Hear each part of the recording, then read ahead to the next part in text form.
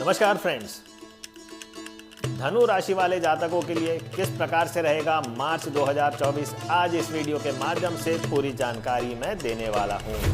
धनु राशि का स्वामी गुरु जो है वह मेष राशि में है। मई में यह गोचर करेगा वृषभ राशि में। सूर्य जो भाग्य भाव का स्वामी हो जाता है वह गोचर करने वाला है मीन राशि में। बुध जो सप्तम भाव का स्वामी है वह गोचर करेगा मीन में और नीच का हो जाएगा। तो यह सब परिवर्तन किस प्रकार से फल देने वाले हैं? क्या आपका आध्यात्म की और रुझान बढ़ने वाला है? क्या आपकी पदोन्नति होगी? क्या आपके लिए यह समय रोमांटिक है या आपकी यात्राओं से भरपूर यह समय है? देखते रहिए जानने के लिए अंत तक यह वीडियो। मैं हूं ज्योतिषाचार्य आकाश, आप देख रहे हैं नक्षत्र ज्योतिष।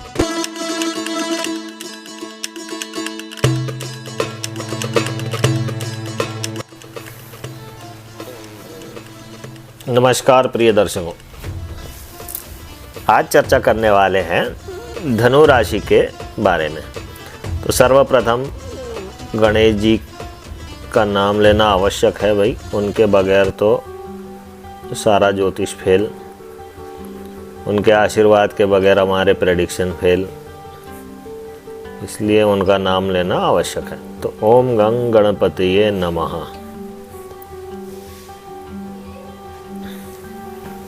ठीक है, अब बात करते हैं धनु राशि के बारे में। तो चंद्रमा आप देखिए इधर होगा 9 नंबर धनु राशि।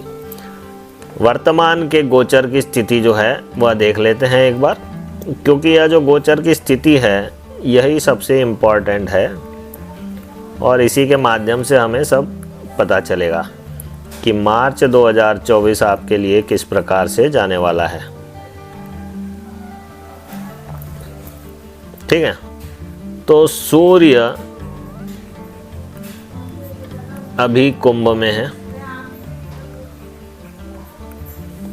वर्तमान समय में देखिए आप, सूर्य का गोचर या कुंभ में है।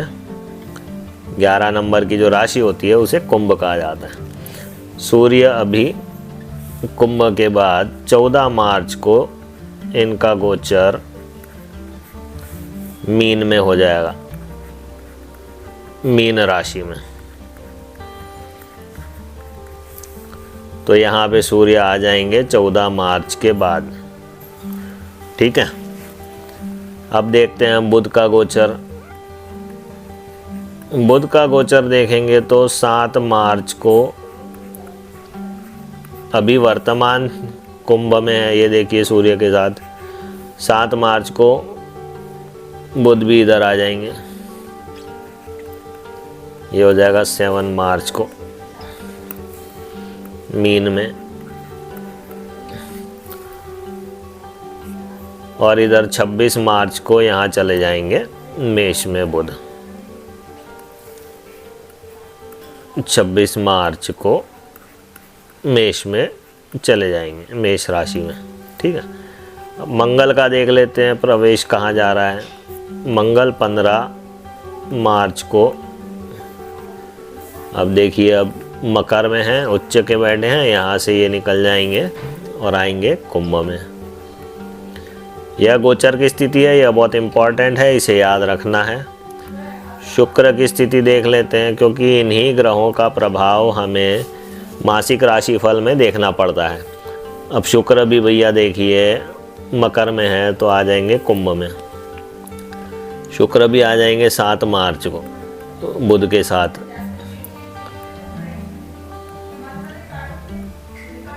कुंभ में आ गए। ठीक है, तो यह है गोचर की स्थिति।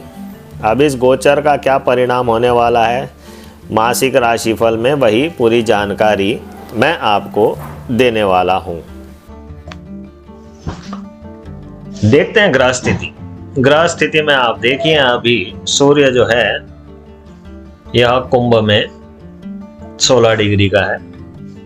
फिलहाल तो यह राहु के नक्षत्र में है। यह 1 तारीख की ग्रह स्थिति दिख रही है, 1/3/2024 की।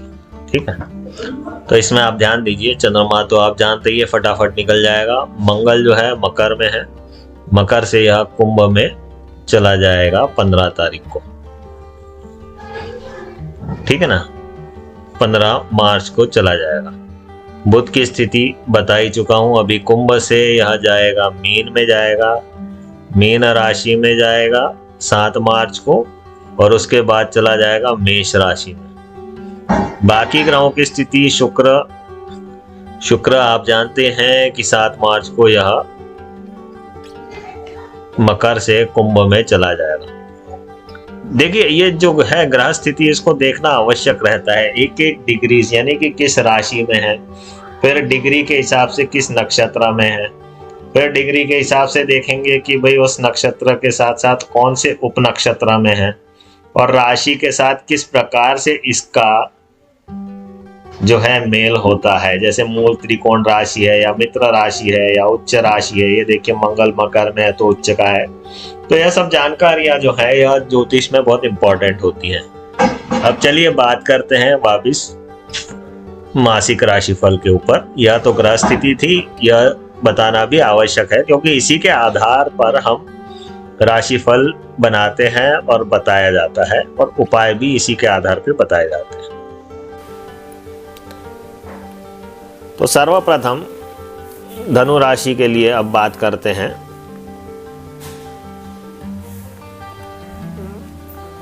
धनु राशि में सर्वप्रथम देखते हैं कि सूर्य के क्या परिणाम होंगे।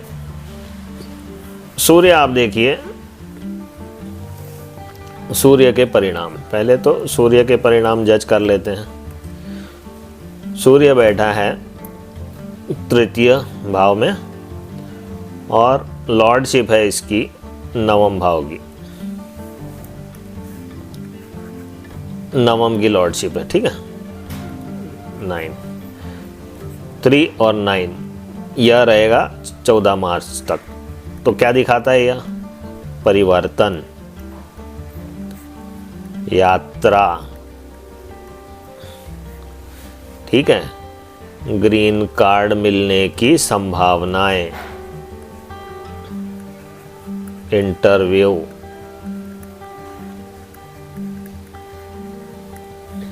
ट्रांसफर,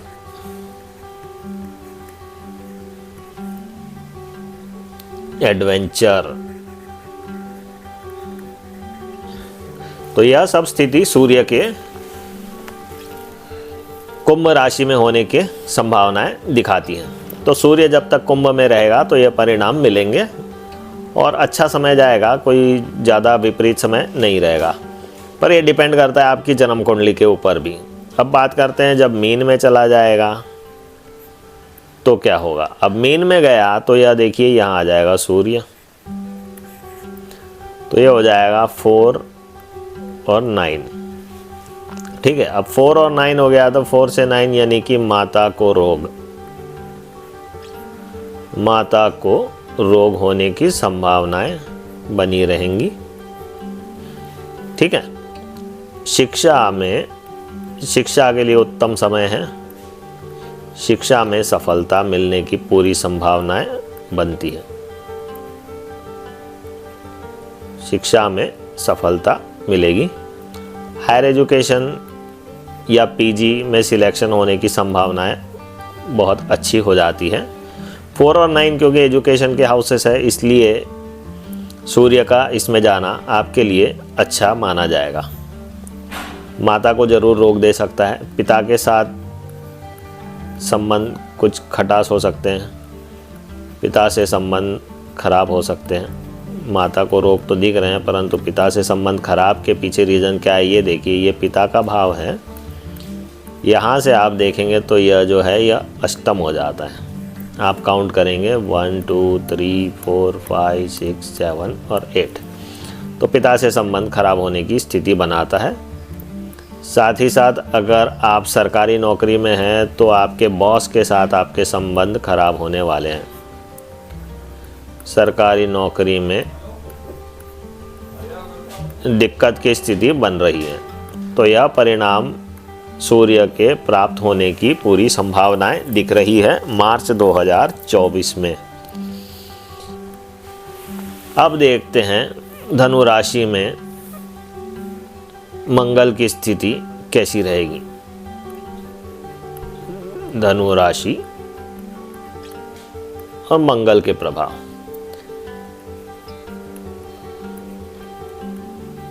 मंगल ग्रह जो है यहाँ पे देखिए फिलहाल उच्च का होकर के बैठा है और लॉर्डशिप इसकी हो जाती है पंचम भाव की और द्वादश भाव की। तो जहाँ बैठा रहता है उसको पहले लिखा जाएगा, तो यह दूसरे में है, पंचम में है और द्वादश। अब ये क्या करवाएगा भाई, मंगल किस चीज़ का कारक है? आप जानते हैं कि यह पराक्रम का कारक है। ठीक है, अब पराक्रम कई बार लोग लग्जरी में भी दिखाते हैं, तो 12वां घर जो है लग्जरी एंड ट्रेवल्स, पंचम भाव जो है यह मनोरंजन का है, तो लग्जरी एंड ट्रेवल्स में खर्चे दिखा रहा है। ठीक, साथ ही साथ एंटरटेनमेंट पर खर्चे, आपने टीवी खरीद लिया, आपने कोई पैकेज बना लिया घूमने घामने का, विदेश यात्रा कर ली, उस हिसाब से भी संभावनाएं बनती है। 2 और 12 तो एक्सपेंसेस दिखाएगा ही दिखाएगा, पंचम आ गया तो एंटरटेनमेंट वाली बात आ जाएगी। अब देखते हैं कि भाई मंगल आगे जब कुंभ में चला जाएगा, अब 15 मार्च के बाद मंगल कुंभ में चला जाएगा, तो मंगल के कॉम्बिनेशन क्या होंगे? अब मंगल आगे चला गया तो भाई ये हो जाएगा 3, 5 और 12, तो 3, 5 और 12 फिर वही चीज़ आ गई, एडवेंचर स्पोर्ट्स या एडवेंचर पे एक्सपेंसेस होने वाले हैं, मनोरंजन पे एक्सपेंसेस होने वाले हैं, संतान के ऊपर खर्च, संतान पर खर्चे, क्योंकि भैया ये तो समय ही ऐसा है कि यहाँ खर्चे तो होते ही है संतान के ऊपर, मार्च अप्रैल में आप जानते ही हैं। तो यह एडवेंचर, ट्रैवल, लग्जरी, इंटरव्यू तीसरा भाव है, परंतु यात्रा का भी भाव माना जाता है। तो इन सब चीज़ों में कहीं ना कहीं कुछ ना कुछ एक्सपेंसेस हो सकते हैं। सक्सेस की गारंटी नहीं है, ये ध्यान दें, सक्सेस की गारंटी नहीं है, इस बात का ध्यान देना है, क्योंकि भाई ये केवल सिग्निफिकेशन दिखा रहे हैं, यह आपको गारंटी नहीं देते हैं कि आपको सक्सेस मिलेगा। तो या तो मंगल के प्रभाव के बारे में जानकारी दे दी, अब जानकारी देता हूँ आपको धनु राशि में बुध का क्या क्या प्रभाव रहने वाला है उसके बारे में।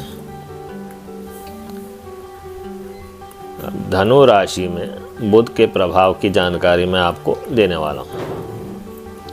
मार्च 2024 में बुध की स्थिति क्या रहने वाली है, इसका आपको पूरी जानकारी देने वाला हूँ। तो अब बुध के बारे में बात करते हैं। तो बुध लॉर्ड हो गया 7 और 10 का और फिलहाल कुंभ में है, तो बुध के सिग्निफिकेशंस बन जाएंगे 3, 7 और 10। तो 3, 7, 10 में क्या होगा भाई, व्यापार में कुछ नया करेंगे आप, या व्यापार में कुछ परिवर्तन या कुछ नयापन लेके आएंगे, या एडवर्टाइजमेंट में खर्चे होंगे। तीसरा भाव एडवर्टाइजमेंट का भी है,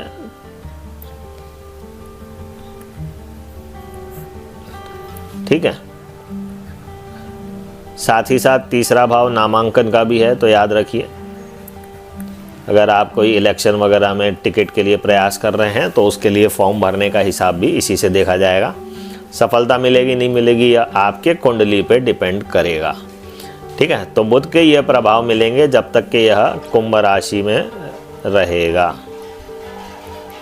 फिर इसके बाद जब यह मीन में चला जाएगा, बुध जब मीन में चला जाएगा तो हम देखेंगे कि ये बुध इधर हो गया, तो सिग्निफिकेशन हो जाएगी 4, 7 और 10। 4 7 10 बहुत खास स्थिति नहीं बनाता, यथास्थिति बनाए रखता है। जैसी कि आपकी स्थिति है वैसी ही रहेगी। इसे इंग्लिश में हम कहते हैं कि एक स्टैग्नेंसी वाला हिसाब बना रहेगा। ठीक है, तो स्टैग्नेंसी रहेगी, कोई बहुत ज़्यादा परिवर्तन आने की संभावनाएं नहीं दिख रही।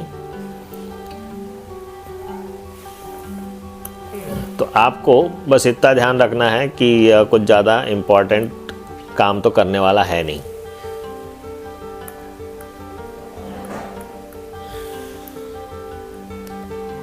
अब बात करते हैं,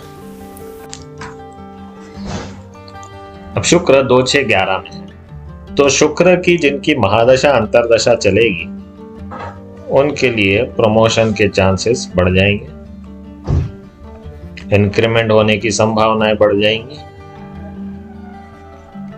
यह सब जब तक कि यह कुंभ में रहेगा, यानी कि 7 मार्च तक संभावनाएं उत्तम है। सक्सेस होगा कंपटीशन में, सक्सेस इन कंपटीशन, प्रतियोगिता में सफलता की पूरी संभावनाएं बनती है। साथ ही साथ लग्जरियस लाइफ, एक्सपेंसेस तो होते ही हैं, लग्जरी होती है तो एक्सपेंसेस होते ही हैं, खर्चे होते ही हैं। तो यह सब संभावनाएं हैं शुक्र की 7 मार्च तक। उसके बाद 8 मार्च से यह आ जाएगा, शुक्र कुंभ में हो जाएगा, यह आ जाएगा शुक्र। तो कॉम्बिनेशन बनेगा 3 6 11, यानी कि अगर आप वीजा के लिए अप्लाई करते हैं, इंटरव्यू में जाते हैं, तो सक्सेस मिलने की पूरी संभावनाएं दिख रही हैं, सफलताएं आपको मिलेंगी। ठीक है, तो इस प्रकार से सभी ग्रहों के समीकरण मैंने आपको बता दिए हैं। 3 6 11 अच्छे हाउसेस रहते हैं, तो इसमें इंक्रीमेंट्स भी संभव है। पत्नी के साथ अच्छे संबंधी रहेंगे, कोई इतना दिक्कत वाला हिसाब नहीं है, नॉर्मल संबंध रहते हैं। ऐसे में बहुत अच्छे भी नहीं कहते हैं, बहुत बुरे भी नहीं। तो यह मार्च का राशिफल आज समाप्त करते हैं। आपको अगर अपनी जन्म कुंडली से रिलेटेड कोई भी प्रश्न है तो मुझे इस नंबर पे 9827374626 पे आप व्हाट्सएप कर सकते हैं। जो भी कंसल्टेशन है दैट इज पेड कंसल्टेशन, आप इस बात का ध्यान रखें। और मेरा ऑफिस है अयोध्या बाईपास भोपाल में। तो आज के लिए इतना ही प्रिय दर्शकों, धन्यवाद देखने के लिए। और आपको अगर रुद्राक्ष रत्न चाहिए तो भी आप हमसे संपर्क कर सकते हैं, सब ओरिजिनल मिलेगा, गारंटी है इस बात की। धन्यवाद।